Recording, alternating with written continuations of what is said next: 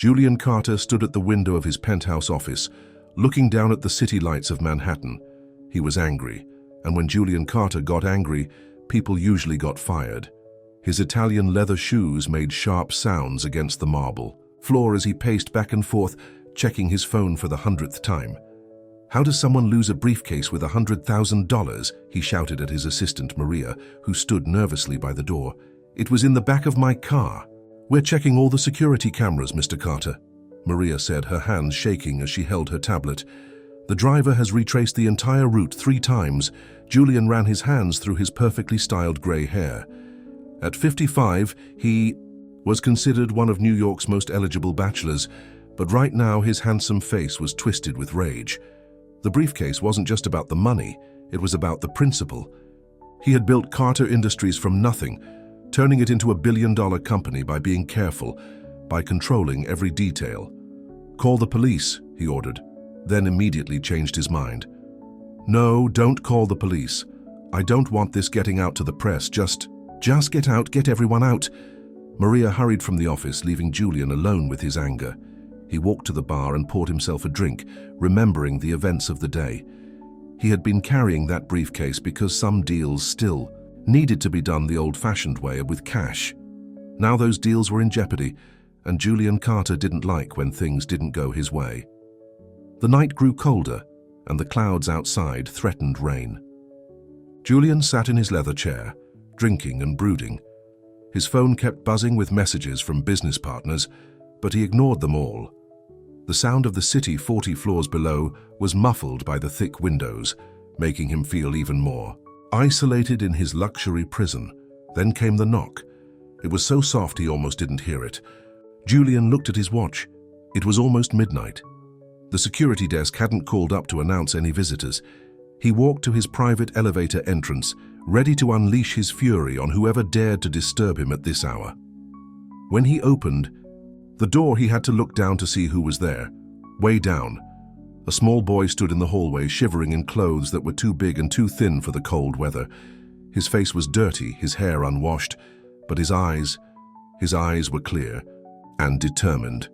And in his small hands was Julian's briefcase. Julian's mouth fell open. He stared at the briefcase, then at the boy, then back at the briefcase. Without a word, he snatched it from the child's hands and opened it right there in the doorway. Everything was there. Every single bundle of cash, perfectly arranged just as he had left them. "You..." Julian's voice was rough with disbelief. "You didn't take anything?" The boy shook his head. His voice was quiet but steady. "It's not mine, sir." Julian felt something strange in his chest, a feeling he hadn't experienced in a very long time. He looked at this child, really looked at him. The boy couldn't have been more than 8 years old, and every detail about him screamed poverty. The holes in his shoes, the way his stomach stuck to his spine, the dirt under his fingernails. "Do you know how much money is in here?" Julian asked, his voice softer now. "The lady at the shelter taught me about counting zeros," the boy said. "I saw it when I opened it to look for who it belonged to. It's $100,000. Julian's eyebrows shot up. "And you still brought it back?" "Why?" The boy's answer changed everything. "Because my mom always said that if you do the right thing, good things will come back to you."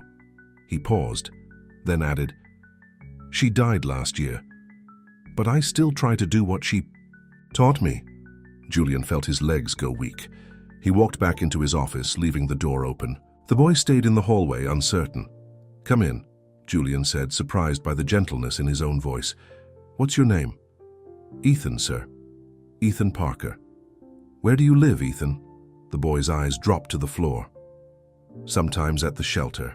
On 23rd Street, sometimes other places." Julian sat down heavily in his chair, the briefcase forgotten on his desk. "You're homeless?" Ethan nodded. "Me and my sister Jenny. She's 6. She's waiting for me at the shelter, right now. I told her I had to return something important." Julian stared at the briefcase, then at the boy. The money inside could have fed this child and his sister for years. It could have bought them warm clothes, a safe place to live, everything they needed. Yet here he was, returning it all. "Aren't you hungry?" Julian asked. "Always," Ethan admitted. "But stealing is wrong. Mom would be disappointed." Julian felt tears forming in his eyes, something that hadn't happened since his own mother's funeral, 20 years ago. He remembered her words, so similar to what this boy's mother had taught him. Somewhere along the way, in his pursuit of wealth and power, Julian had forgotten those lessons. He looked at his empire, the expensive furniture, the prestigious art on the walls, the view that cost more than most people would earn in a lifetime. Then he looked at this boy, who had nothing except his integrity and his sister. Julian Carter had always thought he knew what wealth was. He had measured it in dollars, in properties, in power. But standing before him was someone who had something far more valuable, a pure heart and unshakable principles. The rain finally began to fall outside, pattering against the windows. In that moment, Julian made a decision that would change not only his life, but the lives of 2 homeless children, forever. He just didn't know it yet. Julian stood up from his chair and walked to the bar. Instead of pouring another drink, he opened the small fridge and took out a bottle of water and some leftovers from his lunch. "Here," he said, handing them to Ethan. "Eat something while we talk." The boy's eyes lit up at the sight of food, but he hesitated. "Can I save half for Jenny?" Julian felt that strange tightness in his chest again. "Eat it all. We're going to get Jenny right now." Ethan nearly choked on his food. "Really?" "Yes, no child should be alone in a shelter at night." Julian picked up his phone and called his driver. "James, bring the car around. We're going to 23rd Street. While they waited for the elevator, Julian really looked at the boy for the first time. Ethan's clothes were not just dirty, they were worn through in places, the kind of wear that comes from having only one set of clothes to wear day after day. His shoes were held together with duct tape, and his jacket was so thin it was practically useless against the cold. In the elevator, Ethan stayed close to the wall, his eyes wide as he watched the floor numbers change. "I've never been in an elevator this nice before," he said softly. The comment made Julian think about all the things he took for granted. This elevator, with its marble floors and gold trim, was just another part of his daily life. To this child, it was something amazing. James was waiting with the car when they reached the lobby. It was the same car where Julian had lost his briefcase earlier that day. Now that seemed like such a small problem. "The shelter on 23rd Street," Julian told James, helping Ethan into the back seat. The boy looked tiny against the leather seats. The streets of New York were quieter now, but never truly silent. As they drove, Julian had more questions. "How long have you and Jenny been on your own?" Ethan counted on his fingers. "Mom died 14 months ago. We stayed with our neighbor, Mrs. Rodriguez, for a while, but then she got sick too and had to go live with her daughter in Florida. That was 4 months ago. What about your father?" "Never met him. Mom said he left before I was born." The shelter was a rundown building with peeling paint and a flickering sign. Julian had driven past it hundreds of times without ever really seeing it. Now, as he walked through the doors with Ethan, the reality of what so many people lived with hit him hard. The woman at the front desk looked up with tired eyes. "Ethan?" "We were getting worried." Then she saw Julian in his expensive suit, and her expression changed to suspicion. "Can I help you, sir?" Before Julian could answer, a small voice called out, "Ethan!" A little girl with tangled brown hair came, running from a back room. She was even smaller than her brother, wearing a pink dress that had seen better days. "Jenny," Ethan said, hugging her tight. "This is Mr. Carter. He's going to help us." The shelter worker stood up. "Mr. Carter?" "Julian Carter," Julian nodded. "Yes, and I need to know what it would take to give these children a proper place to stay tonight." The woman, whose name tag read Susan, looked concerned. "Sir, there are procedures. The children are in the system. We can't just—" "I understand," Julian interrupted, "but surely there's something we can do. Make some calls, I'll pay whatever is necessary." Susan studied him for a long moment, then looked at the children. Jenny had fallen asleep against her brother's shoulder, while Ethan tried to keep his eyes open. "Let me call my supervisor," she finally said. While Susan made her calls, Julian sat with the children on a worn couch. Jenny had moved to his lap, her small body completely exhausted. Ethan fought sleep beside him. "Why are you helping us?" Ethan asked, his voice heavy with fatigue. Julian looked down at the sleeping girl in his arms. then at the boy who had shown him what real wealth looked like. "Because sometimes," he said softly, "we need someone to remind us of who we're supposed to be." The next few hours were a blur of phone calls and paperwork.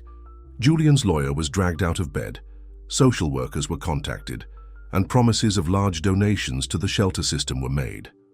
By the time the sun began to rise over New York, Julian had temporary emergency custody of both children. He watched them sleep in one of his guest rooms, their faces finally peaceful.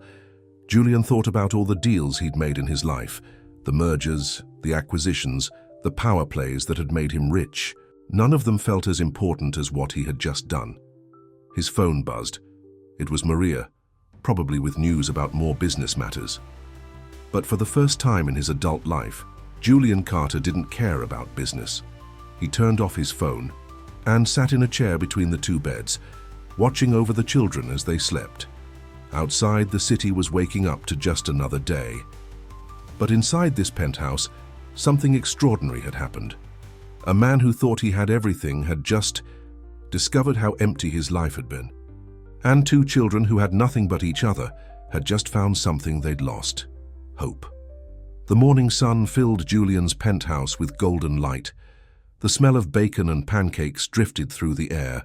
Maria had called in Julian's personal chef, wondering why her boss wasn't answering his phone. The children were still sleeping, exhausted from their long night. Julian sat at his dining room table, looking at papers spread out in front of him. His lawyer, Richard Thompson, sat across from him, looking tired and slightly annoyed at being called in so early. "Julian, you need to think this through," Richard said, running his hands through his messy hair. "Emergency custody is one thing, but permanent adoption? These kids could have relatives somewhere. There could be complications. Find the relatives," Julian said firmly.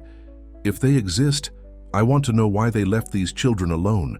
And if they don't exist, I want to start the adoption process immediately." Richard sighed. "The press is going to have a field day with this. Billionaire adopts homeless children. It's going to be everywhere." "I don't care about the press. You always care about the press." Julian stood up and walked to the window. "Maybe I'm changing." The sound of small feet made them both turn. Jenny stood in the doorway, her tangled hair sticking up in all directions. She was wearing one of Julian's t-shirts as a nightgown. It reached all the way to her feet. "I smell pancakes," she said shyly. Julian's face softened immediately. "Are you hungry?" Jenny nodded, then looked around nervously. "Where's Ethan?" "Still sleeping." "Want to help me wake him up for breakfast?" Jenny's face lit up. She ran to Julian and grabbed his hand, pulling him toward the guest room. Richard watched in amazement. In 20 years, he had never seen Julian Carter let anyone lead him anywhere. Ethan was curled up in a ball under the thick blankets. He opened his eyes as soon as they entered, years of living on the streets having taught him to be a light sleeper. "Good morning," Julian said softly. "Breakfast is ready." The children's eyes grew wide when they saw the dining room table. The chef had outdone himself. There were pancakes with different toppings, eggs, bacon, fresh fruit, and glasses of orange juice. Jenny climbed onto a chair, her feet dangling well above the floor. "Can we really eat all this?" Ethan asked, still standing uncertainly by the table. "Of course. Eat as much as you want." While the children ate, Julian and Richard continued their discussion in low voices. "The background checks on the shelter staff came back clean," Richard said, showing Julian some papers. "Susan, the night worker, has been there for 15 years. She's well respected in the community." "Good. I want to make a substantial donation to the shelter, and I want to know everything about these children's past. Already working on it. Their mother was Sarah Parker, died of cancer 14 months ago. No insurance, no savings. The neighbor, Mrs. Rodriguez, took them in but had to move to Florida when she broke her hip. She's been trying to get the children placed in a good home, but the system is overwhelmed." Julian watched as Jenny carefully cut her pancakes into tiny pieces. "Get Mrs. Rodriguez's contact information. I want to talk to her." Maria arrived carrying shopping bags. "I got everything you asked for, Mr. Carter. Children's clothes, toiletries, some toys." Jenny's eyes lit up at the word toys, but she didn't move from her seat. She looked at Ethan, waiting for his approval. Julian noticed this, how the little girl always looked to her brother first. How Ethan always made sure Jenny was taken care of before thinking of himself. After breakfast, Julian said, "We can look at everything Maria brought. Then maybe we can go shopping for anything else you need." "Shopping?" Jenny whispered to Ethan. "In a real store?" Ethan nodded, but Julian saw worry in the boy's eyes. He was too young to be so concerned, too young to carry so much responsibility. Richard cleared his throat. "Julian, you have the board meeting at 10. Cancel it. But the merger.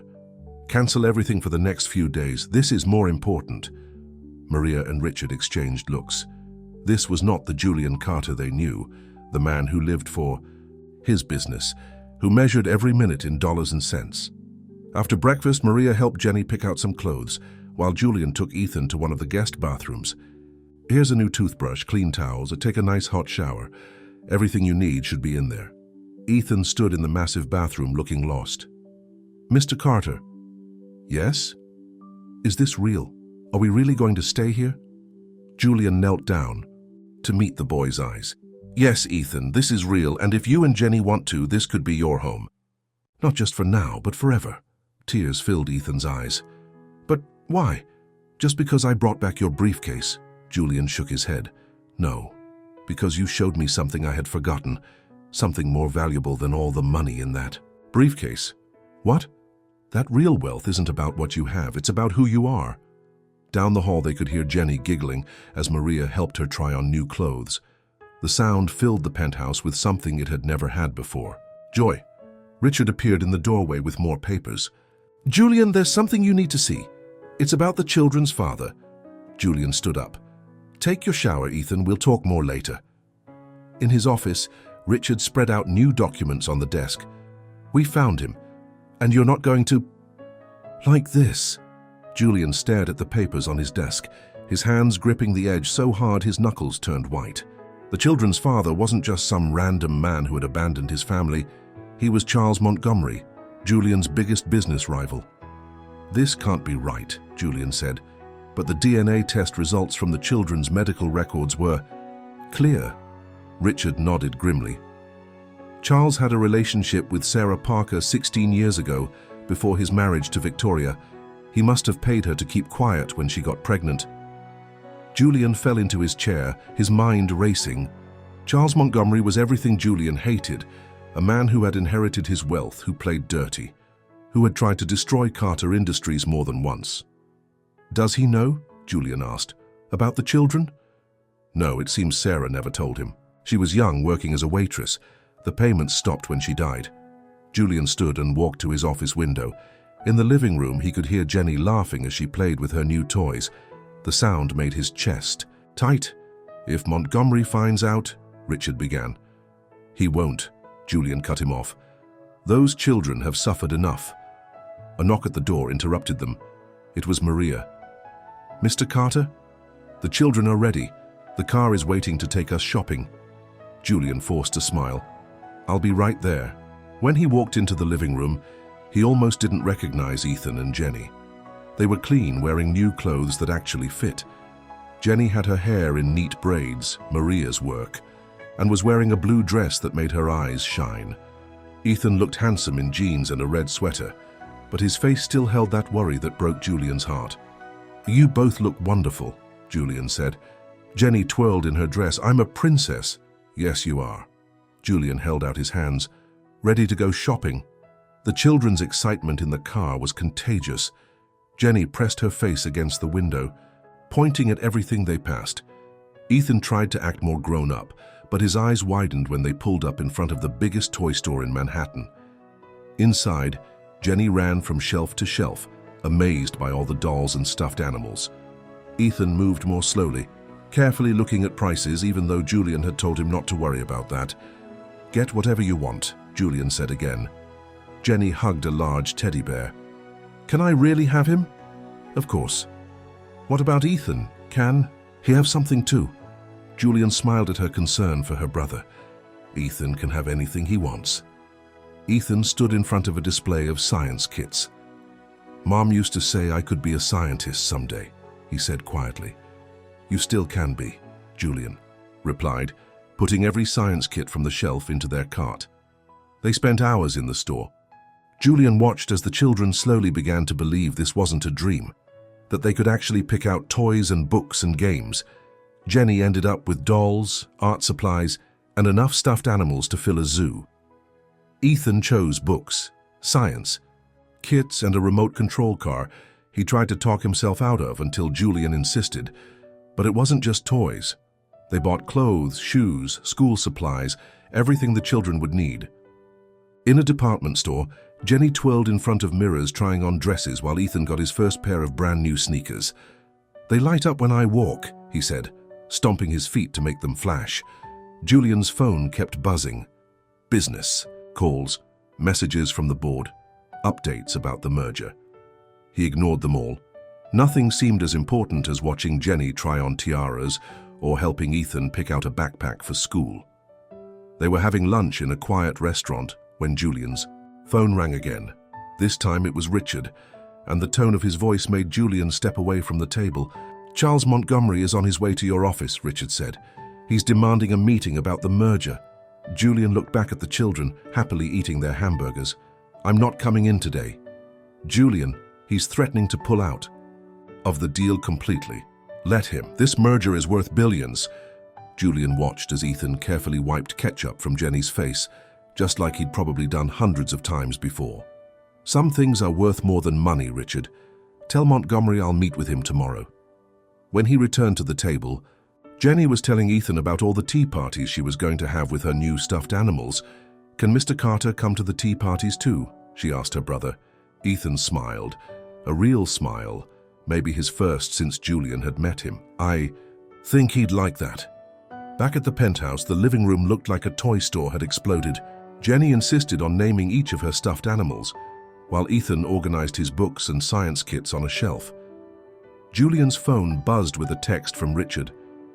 "Montgomery is furious. Says he'll destroy you."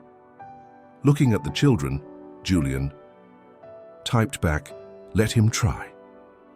That night, after Maria had helped get the children ready for bed, Julian sat between their rooms again. Jenny was already asleep, surrounded by her new stuffed animals. Ethan was reading one of his new books about space. "Mr. Carter?" Ethan said softly. "Yes? Thank you. Not just for the toys and stuff, for giving us a home." Julian felt tears in his eyes. "You're welcome, Ethan. Is everything okay? You looked worried at lunch." Even now, this child was thinking of others. "Everything's fine, get some sleep." But as Julian walked to his own room, he knew things were far from fine. Tomorrow, he would have to face Charles Montgomery, the man who had abandoned these children, who had paid their mother to disappear, who had left them to end up homeless on the streets. Julian Carter had built his empire by being ruthless. Tomorrow he would need every bit of that ruthlessness to protect his new family. The next morning, Julian woke up early to the smell of pancakes. He found Ethan in the kitchen with the chef, carefully learning how to flip them. "I want to make breakfast for Jenny," Ethan explained, his face serious with concentration. "I always used to make her breakfast, even if it was just dry cereal." Julian felt that now familiar tightness in his chest. Even surrounded by luxury, Ethan was still trying to take care of his sister. The chef winked at Julian over the boy's head, clearly charmed by his young apprentice. "Mr. Carter?" Ethan asked, putting a slightly burned pancake on a plate. "Are you going to work today?" "Yes. I have an important meeting. But Maria will stay with you and Jenny." Ethan nodded, then hesitated. "Will you come back?" The question hit Julian hard. Of course. These children had been abandoned before. They were always waiting for the other shoe to drop. "I will always come back," Julian said firmly. "I promise." Jenny appeared in her new princess pajamas, rubbing her eyes. When she saw the pancakes, her face lit up. "Ethan, you're cooking again." Julian watched them eat breakfast together, trying to memorize every detail of their happy faces. He would need that image for strength in the meeting ahead. At the office, Maria had arranged for a social worker named Grace Chen to stay with the children. She was a kind-looking woman who immediately sat down on the floor to admire Jenny's stuffed animals. "They'll be fine," Grace assured Julian. "Go do what you need to do." The drive to Carter Industries felt longer than usual. Julian's driver, James, kept glancing at him in the rearview mirror. "Everything all right, sir?" James asked. "You seem different lately." Julian smiled. "Everything's changing, James. For the better, I think." The office was buzzing when he arrived. Everyone had heard about the homeless children, though the media hadn't gotten the story yet. His secretary handed him a stack of messages. The board wanted answers, shareholders were nervous, and Charles Montgomery had been calling every hour. Richard was waiting in Julian's office with more papers. "I've done more digging. The payments to Sarah Parker came from an offshore account." Montgomery covered his tracks well. "He always does," Julian said, straightening his tie. "When is he arriving?" "He's already here, in the conference room." Julian took a deep breath and walked down the hallway. Through the glass walls, he could see Charles Montgomery pacing. He was younger than Julian, around 40, with the kind of good looks that came from expensive doctors and trainers. His suit probably cost more than what Sarah Parker had made. In a year, "Julian," Charles called out with fake warmth as Julian entered, "finally decided to grace us with your presence?" "Charles." Julian sat at the head of the table. "I hear you're having concerns about the merger." "Concerns? You disappear for 2 days during crucial negotiations, ignore my calls, and now I hear you're playing house with some street urchins? What kind of game are you playing?" Julian's hands clenched under the table. "Those children are none of your business." "Everything is my business when I'm about to invest billions in your company." Charles leaned forward. "What's the real story here? Is this some PR stunt?" "No stunt, just doing the right thing." Charles laughed. "The right thing? Since when does Julian Carter care about the right thing? We both know business is about winning, not morality. Maybe I'm changing. People don't change." Charles stood up and walked to the window. "You know what I think? I think you're trying to manipulate the market, create some heartwarming story to boost your stock before the merger." Julian watched Charles carefully. There was no sign that he knew the truth about the children, no hint of recognition when they were mentioned. "The merger goes ahead as planned," Julian said firmly. "Or we walk away, your choice." Charles turned, his face hard. "You're willing to risk everything for 2 random kids?" "Yes." Something flickered in Charles's eyes. Surprise, maybe even respect. He sat. "Back down." "Fine, but I want complete transparency from now on. No more disappearing acts." "Agreed." As Charles gathered his papers to leave, he paused. "These children, what are their names?" Julian's heart stopped for a moment. "Does it matter?" "Just curious what kind of kids could make Julian Carter grow a heart." "Their names are their business." Charles shrugged and walked out. Julian waited until he was gone before calling Richard. "He doesn't know," Julian said, "but he's suspicious. Get me everything you can on those offshore payments, and I want to know where he was 16 years ago, every detail." "Already on it." "But Julian, if he finds out, he won't." Julian stood up. "I'm going home to the children." "Home? Since when do you call it that?" Julian smiled. "Since 2 days ago." Back at the penthouse, he found Jenny having a tea party with Grace and her stuffed animals. Ethan was working on one of his science kits, his face scrunched in concentration. "You came back?" Jenny ran to hug him. "I promised I would." Grace pulled him aside while the children played. "They're wonderful kids, Mr. Carter, but they've been through a lot. Ethan especially. He's had to be the adult for too long." Julian nodded. "I know, but that's going to change." "They've been asking about school. There's a good private school nearby that could take them. Set it up, whatever they need." That night, after the children were asleep, Julian sat in his office looking at old newspaper articles about Charles Montgomery. 16 years ago, Charles had been a playboy, making headlines with different women every week, until he suddenly married Victoria, the daughter of a powerful businessman. The timing matched perfectly with Sarah Parker's pregnancy. Julian's phone buzzed with a text from Richard. "Found something big. Montgomery's wife is filing for divorce. She's hired a forensic accountant to trace all his accounts, including the offshore ones." Julian looked at the children's rooms, where soft nightlights glowed in the darkness. He had promised to protect them, and he would, no matter what it cost him. Victoria Montgomery's face was all over the morning news. She stood on the steps of the courthouse, perfectly dressed in a designer suit. her blonde hair catching the sunlight as cameras flashed around her. "I intend to uncover every secret my husband has kept," she announced to the reporters. "Every hidden account, every dirty deal, every lie." Julian watched the news broadcast from his home office, his coffee growing cold on his desk. Richard had already called 3 times. "She's dangerous, Julian," Richard warned during their last call. "Victoria's not just some trophy wife. She's brilliant, ruthless, and now she's angry." A soft knock interrupted Julian's thoughts.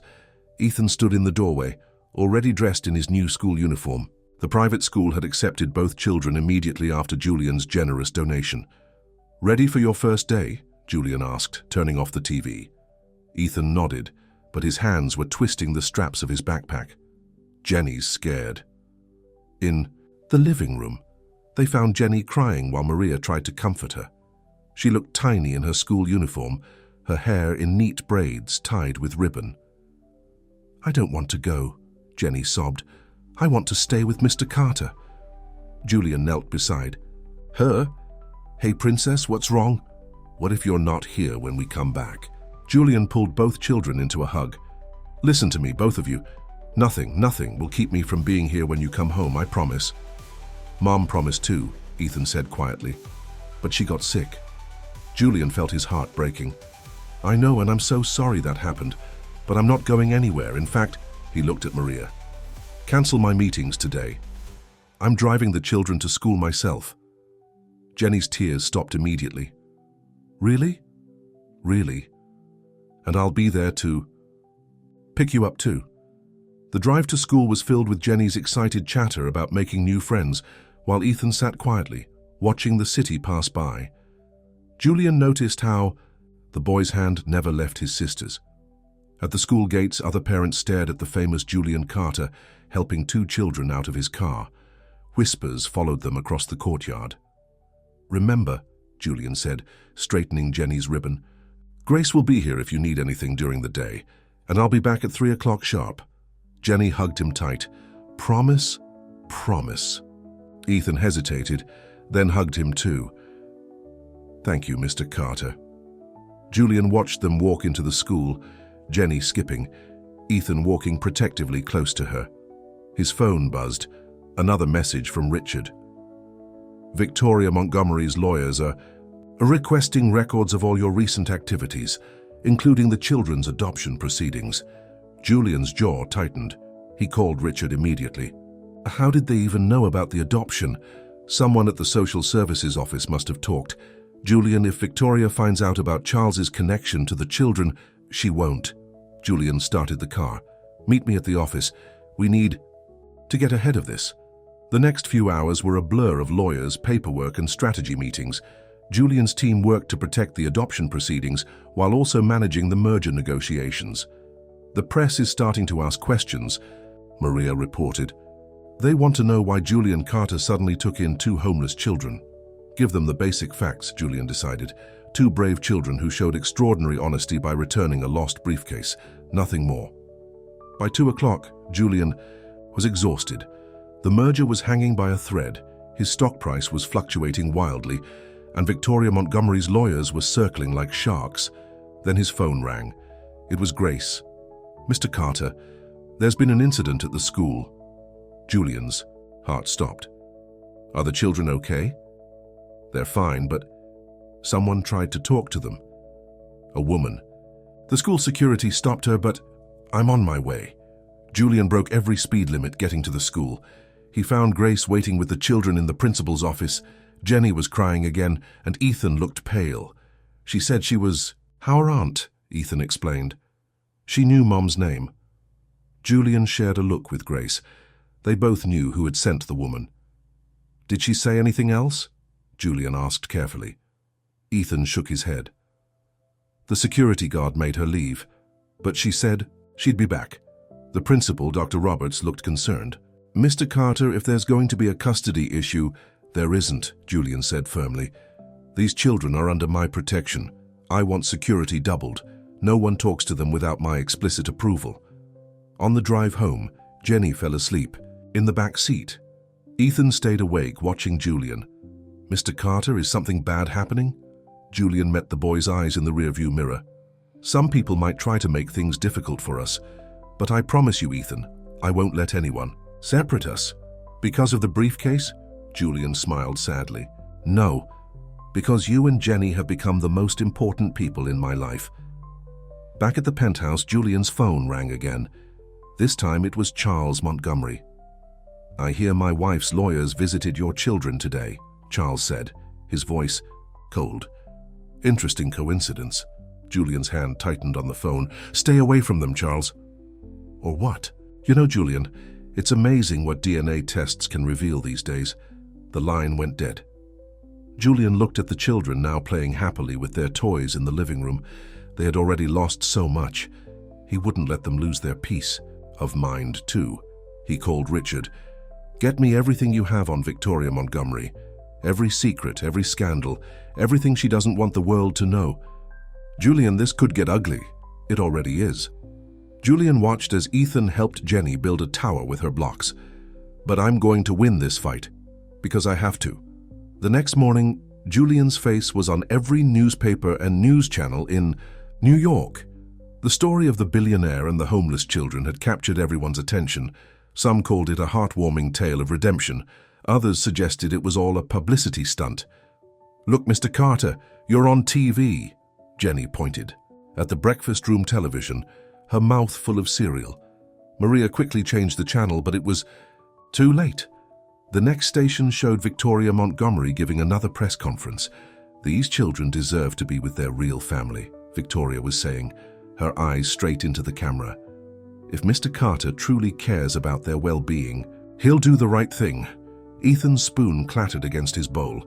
His face had gone white. Real family, he whispered. What does she mean? Julian turned off the TV. Don't worry about her. Finish your breakfast. You don't want to be late. For school. But Ethan wasn't easily distracted anymore. Do we have other family? Is that why that woman came to school? Before Julian could answer, his phone rang. It was Richard.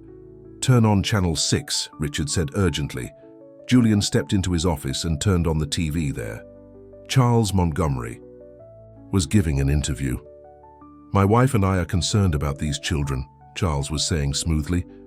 We've discovered some surprising connections that suggest they might be related to our family. We just want what's best for them. Julian's fist slammed into his desk. They were making their move, trying to establish a public claim before revealing the DNA evidence. He called Richard back. Get me everything you found on Victoria. It's time to fight back. Already done. You're not going to believe what we uncovered. Victoria's been running her own shell companies, siphoning money from Charles's business. She's not just looking for dirt on him, she's covering her own tracks. Perfect. Julian smiled grimly. Call her lawyers. Set up a meeting.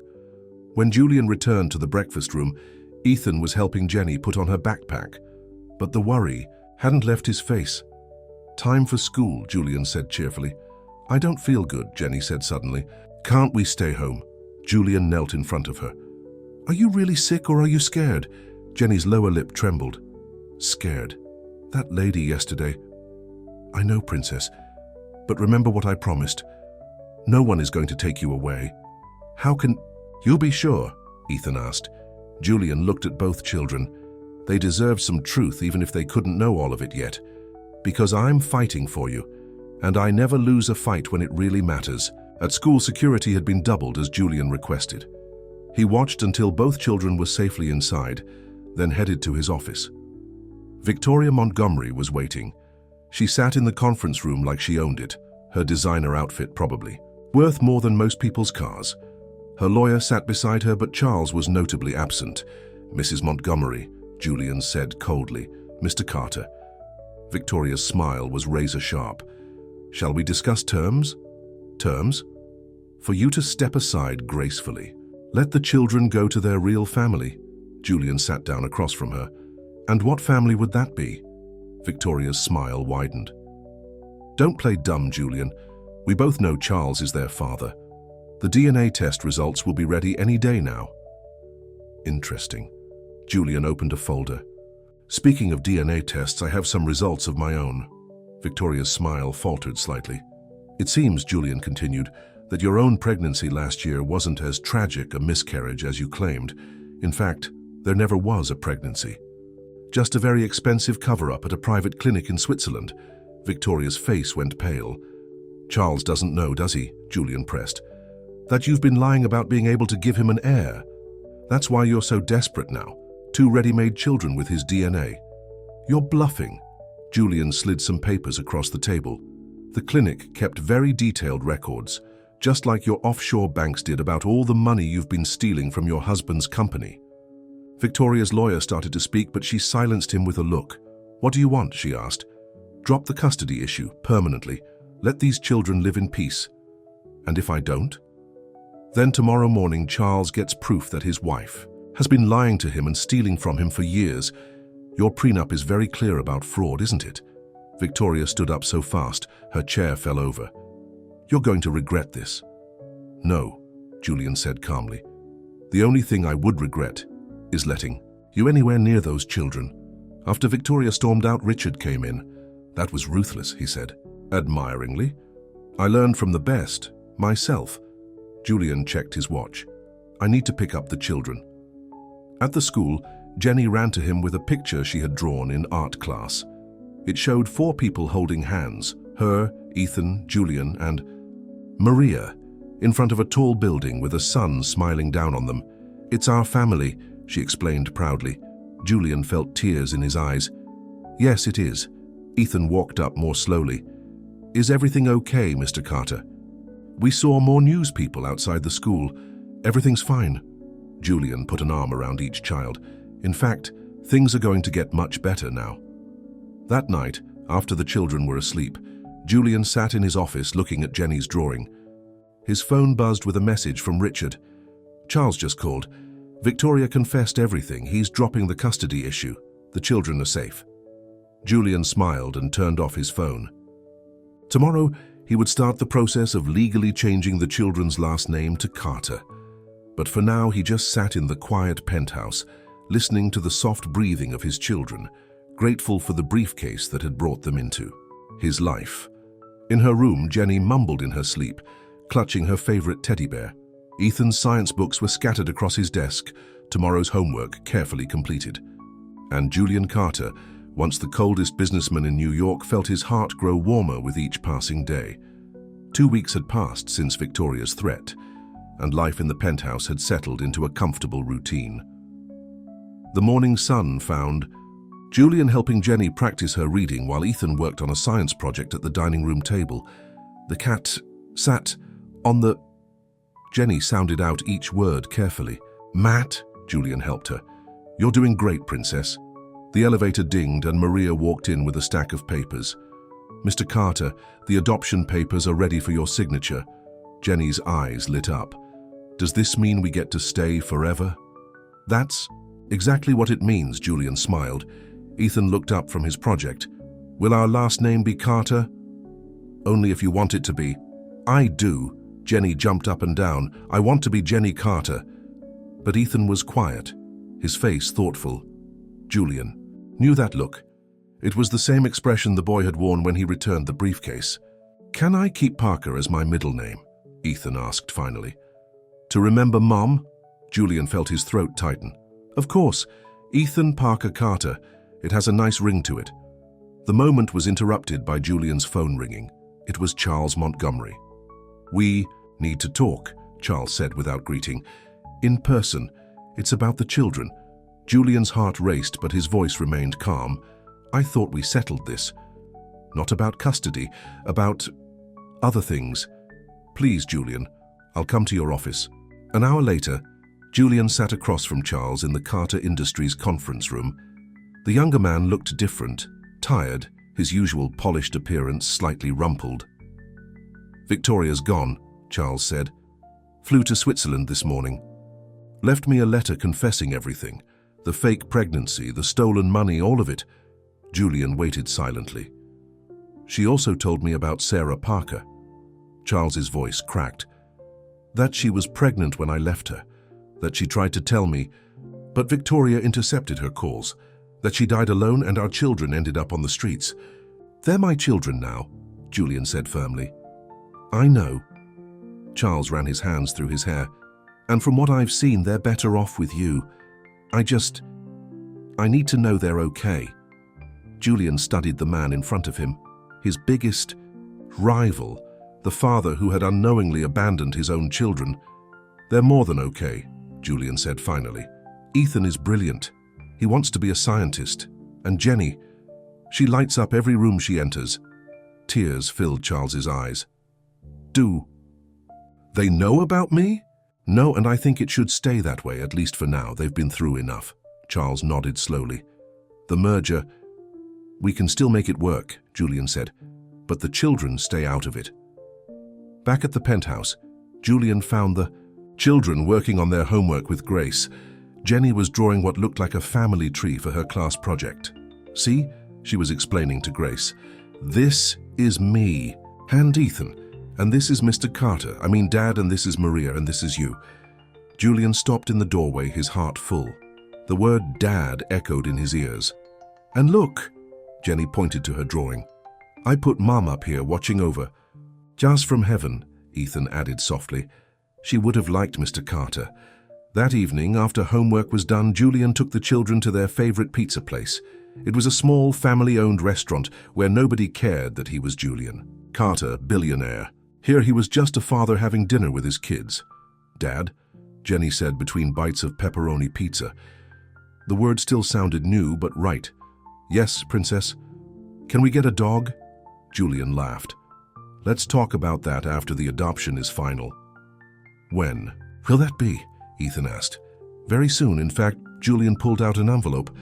"I have something for both of you." Inside were 2 sets of papers, official documents showing their new names, Ethan Parker Carter and Jennifer Rose Carter. Jenny squealed with delight, but Ethan studied his paper carefully. "This means you're really our father now?" Ethan asked. "On paper, yes. But in my heart, you've been my children since the night you knocked on my door with that briefcase." Ethan's eyes filled with tears. For the first time, he initiated a hug with Julian. "Thank you, Dad." Later that night, after the children were asleep, Julian sat in his office looking at old photos on his phone. There were already so many memories. Ethan's first science fair project, Jenny's dance recital, family dinners, weekend trips to the park. His phone buzzed with a text from Charles. "Thank you for taking care of them." "They deserve the best," Julian replied simply. "They are the best." He walked to the children's rooms, checking on them one last time, as he did every night. Jenny was surrounded by her stuffed animals, her new name paper clutched in her hand. Ethan had fallen asleep reading a book about space exploration. On his desk was a framed photo, the first picture they had taken as a family, all 3 of them laughing at some forgotten joke. Next to it was a familiar briefcase, now empty of money, but full of meaning. Julian Carter had spent his life believing that wealth was measured in dollars and cents. But standing in the doorway of his children's rooms, he knew better now. True wealth was in the sound of Jenny's laughter, in Ethan's thoughtful questions, in the word Dad, spoken with love and trust. And he, Julian Carter, was now the richest man in the world. 3 months had passed since the adoption became final. The penthouse had transformed from a showplace of wealth into a real home, with children's artwork on the refrigerator and toys sometimes scattered across the expensive rugs. Julian wouldn't have it any other way. One morning, while Jenny was helping Maria make breakfast and Ethan was setting the table, the elevator dinged. It was Richard, looking unusually serious. "We need to talk," he said quietly to Julian. "Mrs. Rodriguez is here." Julian's heart skipped a beat. Mrs. Rodriguez, the neighbor who had taken care of the children after their mother died. She stood nervously in the hallway, an old woman with kind eyes and weathered hands. "The children don't know I'm coming," she said in a soft voice. "I didn't want to upset them if..." "If what?" Julian asked. "If you didn't want me to see them." She twisted her handbag straps. "I've been following the news about them. They look so happy with you. I needed to know they were really okay." Julian's face softened. "Would you like to see them?" Mrs. Rodriguez's eyes filled with tears. More than anything. In the kitchen, Jenny was the first to spot her. The little girl's fork clattered to the floor. "Mrs. Rodriguez," she screamed, running across the room. Ethan turned so fast he knocked over his chair. "Mrs. Rodriguez, is it really you?" The old woman opened her arms and both children flew into them. She held them tight, crying and laughing at the same time. "Look at you both," she exclaimed. "So healthy, so happy. And Ethan, you've grown so tall. We have so much to show you." Jenny grabbed her hand.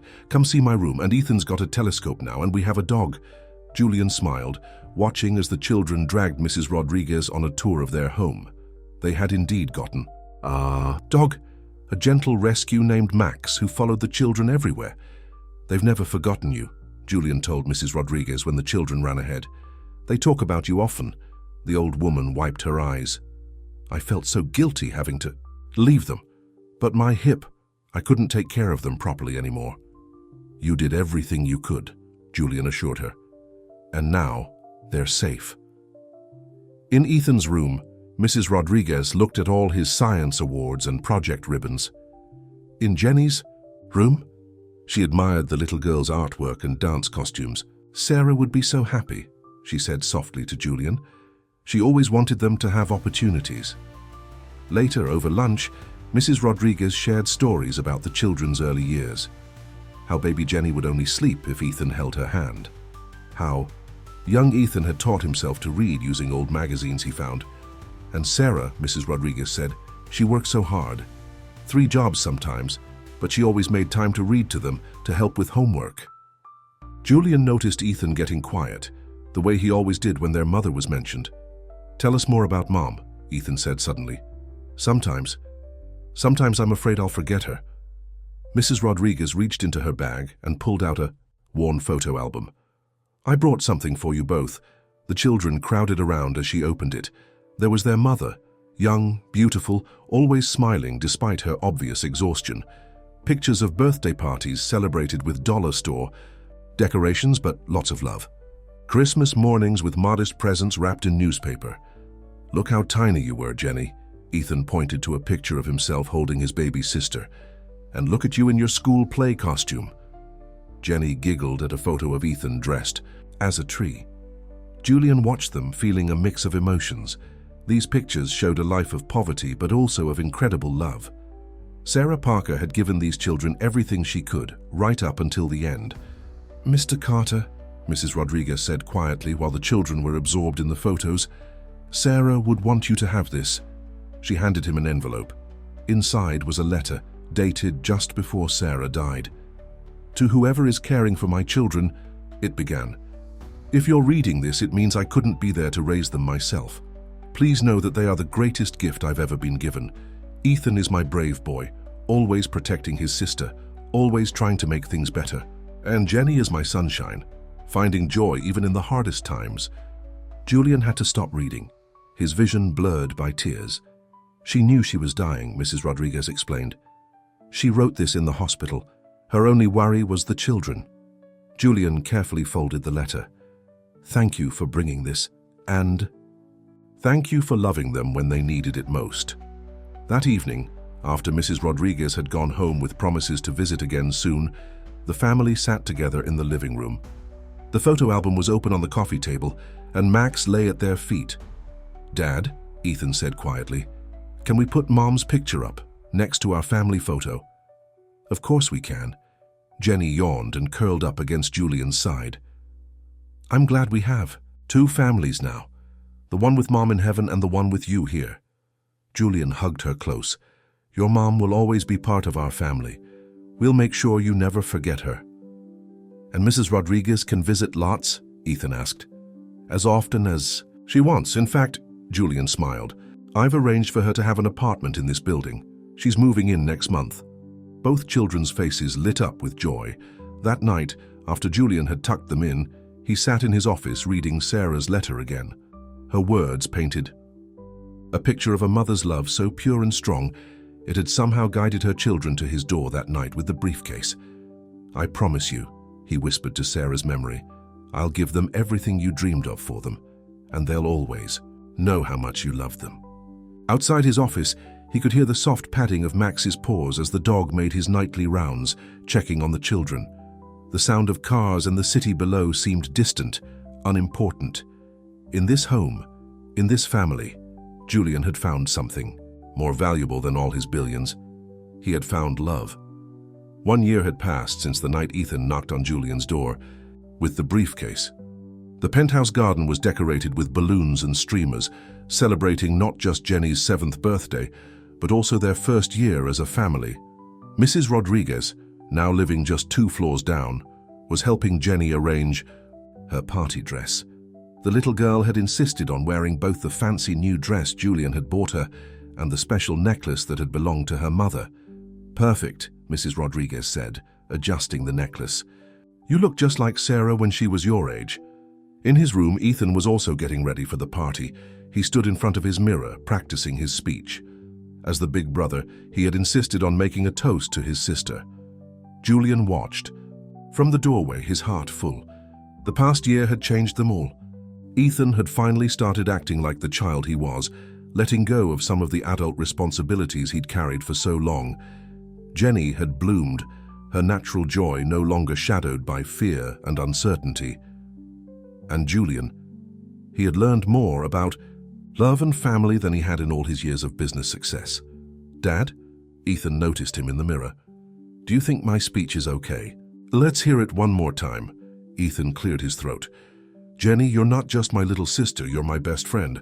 And now we have the best dad in the world, and Mrs. Rodriguez close by, and Max and Maria, and a home where we never have to be scared or hungry. Mom would be so happy to see us now." His voice cracked a little at the end. Julian pulled him into a hug. "It's perfect, son. Just perfect." The party was everything a 7-year-old could dream of. Jenny's school friends filled the garden with laughter. There was a magic show, face painting, and a cake that looked like a castle. Max wore a party hat and collected pets from all the children. Grace, who had remained close to the family, helped organize games. Maria made sure everything ran smoothly. Even Richard joined the celebration, looking surprisingly comfortable with a face painted like a tiger. During the party, Julian noticed Ethan sitting quietly by the garden fountain. He went to join his son. "Everything okay?" Ethan nodded. "Just thinking about that night with the briefcase." Having second thoughts, Julian teased gently. "No," Ethan smiled. "Just, do you believe in angels, Dad?" "I'm not sure. Why?" "That night when I found your briefcase and I was so scared and tired. Jenny was hungry and I didn't know what to do anymore. Then I heard Mom's voice in my head, clear as anything. She said, 'Follow your heart, my brave boy.' So I did." Julian put his arm around his son. "Then yes, I believe in angels, because one sent you to my door that night." "Dad! Ethan!" Jenny called out. "It's time for cake!" As everyone gathered around the cake, Ethan stood up to give his speech. His voice was clear and strong, no longer the uncertain whisper of the homeless boy he had been. "Jenny, you're not just my little sister. You're my best friend." Julian watched his children, remembering how far they had come. He thought about the briefcase, now displayed in his office as a reminder. Inside it, he kept Sarah's letter, Jenny's first drawing of their family, and Ethan's first science fair ribbon. After cake and presents, as the party was winding down, Charles Montgomery's daughter from his new marriage had come to play with Jenny. The two girls had become friends at school, neither knowing the connection between their families. Charles and Julian had developed a careful friendship of their own, built on their shared love for the children. That evening, after the guests had gone and the children were in their pajamas, the family sat in their favorite spot, the big sofa, in the living room. Max lay at their feet and Mrs. Rodriguez sat in her special chair knitting. "Best birthday ever," Jenny declared, sleepy but happy. "You say that every year," Ethan teased. "This year I really mean it." Julian looked around at his family, at Jenny wearing her mother's necklace with her new party dress, at Ethan finally allowing himself to be a child instead of a protector, at Mrs. Rodriguez, who had kept the children's past alive while helping them embrace their future, at Maria, who had become like a second mother to them, at Max, who guarded their sleep every night. "Dad?" Jenny asked, fighting sleep. "Tell us the story again." "About how we became a family," Julian smiled. It was their favorite bedtime story now. "Well, it all started with a briefcase," he began. "But it wasn't really about the briefcase at all. It was about a brave boy who followed his heart. and a little. Girl who never lost her smile, and a man who thought he had everything until he discovered what he was really missing. As he told the story, both children drifted off to sleep on the sofa. Julian didn't move them right away. He sat there, holding his family close, thinking about all the twists and turns that had led them here. The merger with Montgomery's company had gone through, making Carter Industries stronger than ever. But Julian rarely stayed late at the office anymore. He had learned that real wealth wasn't in his bank accounts or stock portfolios. Real wealth was in Jenny's laughter and Ethan's curious questions. It was in family dinners and homework help and weekend adventures. It was in the photos that covered his office walls, school plays and science fairs, birthday parties and quiet moments at home. And somewhere, Julian believed, Sarah Parker was watching over them all, smiling at the family her children had found. "They're asleep," Mrs. Rodriguez whispered, gathering her knitting. Julian nodded. "I'll carry them to bed in a minute. I just want to hold them a little longer." As the city lights twinkled outside, Julian Carter, once known as New York's coldest businessman, held his sleeping children and felt like the richest man in the world, because he was. The briefcase that had started it all sat in his office, empty of money but full of love. It had led a homeless boy with a heart of gold to the door of a lonely man with everything except what really mattered. And in that moment, both of their lives had changed forever. Some people said it was luck, others called it fate. But Julian knew better.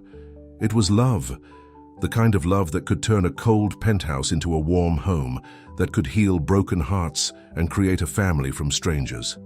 The kind of love that made you realize that the greatest wealth in the world couldn't be counted in dollars and cents. It could only be measured in moments like these, holding your children close, knowing that you were exactly where you were meant to be. The end.